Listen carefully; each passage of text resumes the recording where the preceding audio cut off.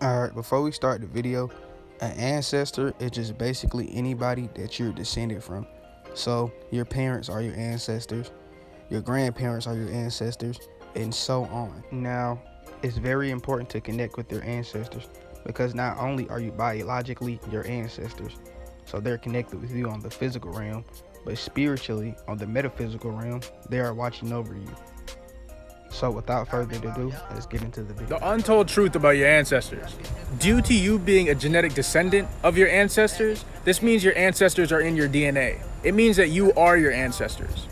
And the true altar would equate as your body.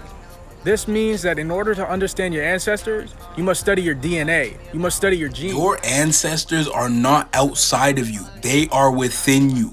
You hold thousands and thousands and thousands of years of knowledge that they have gained within you. Everything that you are is because what your ancestors have done. All right? Hope that helped. Now, many people have this false narrative that it's about worshiping your ancestors. It's not about worshiping your ancestors.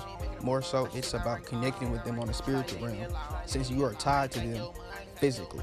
We don't worship our ancestors. Right. We revere our ancestors because we are our ancestors.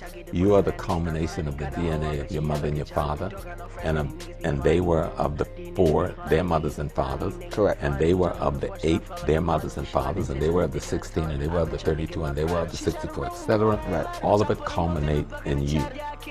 You are they genetically, and you also they in terms of the emotions and the essence of the life, the vibrations and the sounds they made when that impacted you. Yes, sir. So when we talk about revering our ancestors, we have in our systems, in the Yoruba system, a concept called awo.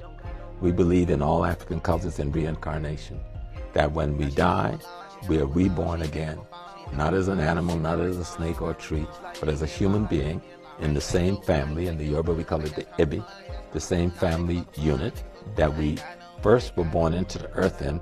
We constantly keep coming back in that unit, renewing that unit, and that each of us is an ancestor come back. And African Americans know this very well, especially in the South. Anytime a child is born, we want to know who done come back now. Is this auntie so-and-so? Is this titty so-and-so? Is this mama so-and-so? Is this father so-and-so? So we retain that, and yet we reject it when we have to describe it, because we have been so imbued in the European way of worshiping God that we are afraid, even though they may not work for us very well, given our conditions in America. And I think there was a study done in Sweden twice in the last 20 years of who's the most religious worshiper in the world, and it's been deemed the African Americans. It doesn't seem like God is listening very well, or we're not talking the right language. Right. So maybe we need to show more respect for our mothers than our fathers, and maybe our days will be longer. If it wasn't for your ancestors, you wouldn't even be here. So be sure to remember all that they have done for you, give thanks to them, and try to connect with them, whether it be through studying them through history books, etc., or just connecting with them on the spiritual realm. Hopefully this video helped y'all. Give it a share and quake out. I remember I was young, now storage in the gun. Gotta get to the top, get money non-stop. Bad bitch in the Beamer, hell yeah, should've seen her.